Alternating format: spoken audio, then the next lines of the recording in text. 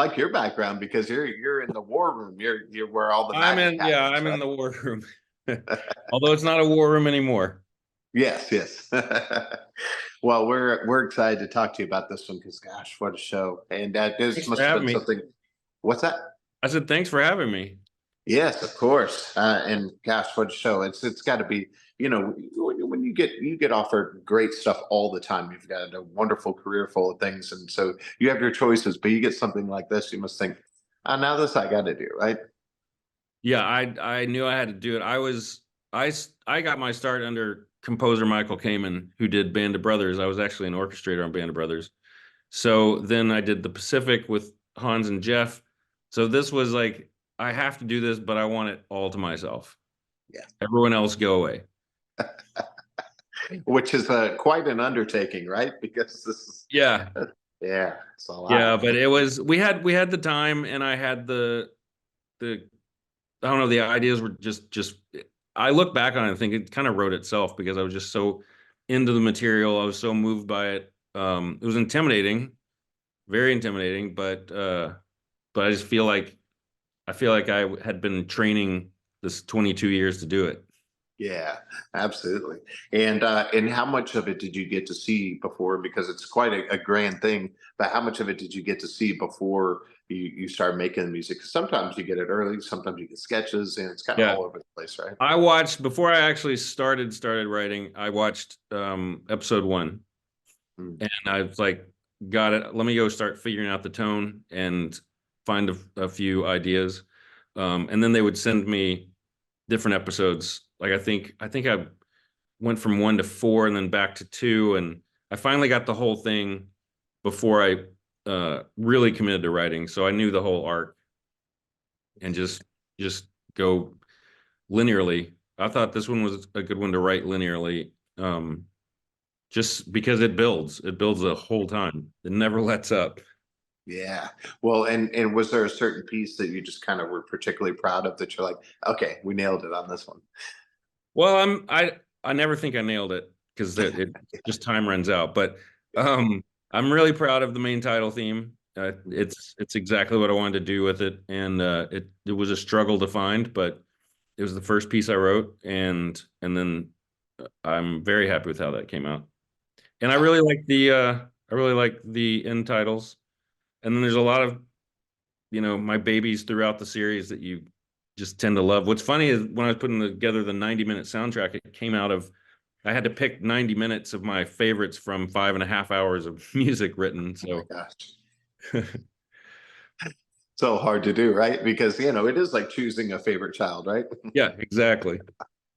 Oh my gosh. Well, you've had such an amazing career, like I said, and people have been listening to your scores, for years and years and years, and thinking that's what I want to do. Like, what a great life, what a great career. What kind of advice do you give them? Oh, I think I'm lucky every day. I mean, I think it's crazy that anyone on this planet gets paid for making music at all. It Yeah. should be just a fun thing that's like, yeah, you're not getting paid for that. It's like if you got paid to eat.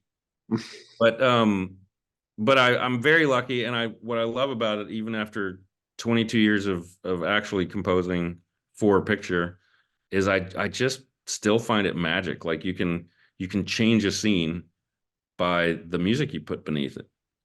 So that's always fun. And then if you really if you can write it in such a way that feels like my goal is always write it in such a way that it feels like the music was there when it was being filmed. It just gets so embedded. That's particularly fun. But my advice to people who want to do it is just I wrote every day since I was 8 years old. I just think write every day, and I got very lucky to be find myself sitting with Greg Berlanti, who was doing his first show and liked my music. Same thing happened with meeting Gary and Tom. So there are some chance encounters, and you just got to be ready with your writing, with your craft, with your experience, you've just got to be ready if that door opens to walk right through it, not say like, give me like a year to figure this out. Yeah. Now you're one of our great Texans, which we'll always claim as a state. Are you And Texan? yeah, I'm right here in Dallas. Oh, fantastic. I grew up in Paris. Yeah, that's right. I was going to Dallas. ask you about that. I started working with a charity called Charity Road, where they're actually doing naming rights in Paris, Texas, to a street sign where people are bidding on it right now. So it's a pretty cool Wow. thing, you know. There was a Blake Road when I was growing up, Mhm. and they changed it to Martin Luther King Jr. Road. And I went to the city Chamber of Commerce in Paris, and I said, "Please, can I have?" Because they were taking down the Blake Road signs. I said, "Can I just have one of them?" Nope. No? We need to fix that now. So true story. My friend and I just went one night and stole it. I asked nicely. Yeah. Well, you know what? Now we need a Neely Way or something, right? Sure.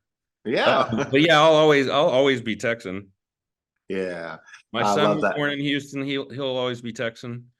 Yes. But my daughter was born in California, so she does not claim it. Right. Now, of course, you might be familiar with my co-host, the great Drew Pearson, one of our Dallas Cowboys, caught the Hail Mary, went in the Hall of Fame. We're so proud of him. But he He's your wanted me to, co-host? yeah, for Oh my God. 12 years now.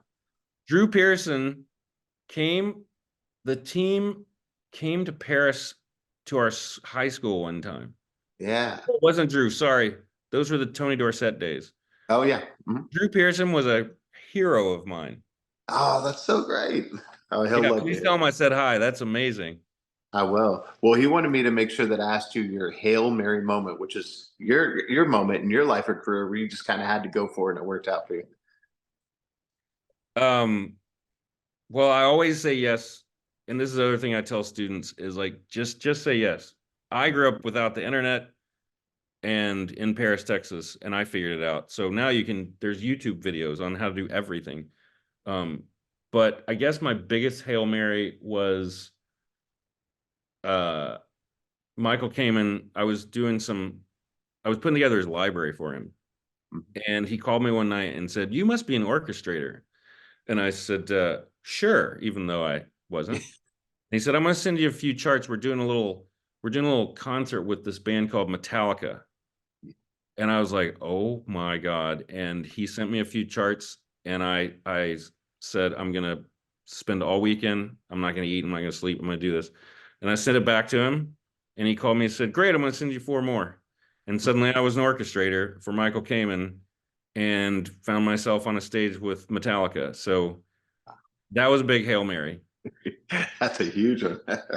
Well, part of it is, this sometimes the right note doesn't come to you, or sometimes, things get frustrating or, and things change but you have to keep that success mindset. And we talk about that on the show. Is there something that you tell yourself that kind of keeps you on the right path even when things are tough? Well, the funny one I tell myself is there's no emergency in music. So no one's gonna die in the music business. So that keeps me, when you're just banging your head against the wall and can't find the idea and you've got writer's block and deadlines are coming, there's still no emergency. Just Yeah. calm myself, remind myself that uh, just making music and do the best I can. Yeah, absolutely. And of course, you always have a whole bunch of things in the works, but what are you working on right now that we should know about that's coming up? I've got a show called Girls on the Bus on Yeah. Max. It's coming out March 14th, which is a lot of fun. I'm working on a sixth ballet commission with the Washington Ballet in DC. And yeah, and we may or may not be doing another Greyhound. Yes. Oh, that's great. I love that. Well, and of course, now with this show, this is got to be so cool. What do you think is the for the last thing? What do you think is the thing you'll most remember about working on this one, or why it was so special to you? I think I'll remember that, it started with Michael, Band of Brothers. Yeah. And I got to finish it, and that's the most memorable thing. And you know, I the very last thing you'll hear in the episode 9 is an oboe, and that was my tip of the hat back to Michael.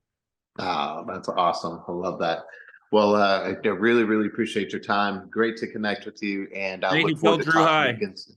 I certainly will. And hey, who knows? Maybe we'll see you in Paris, Texas sometime. Well, if I'm in Dallas, I'll look you up. All right. Thank you so much, Vic. Thanks, Paul. Appreciate you. Okay. Bye bye.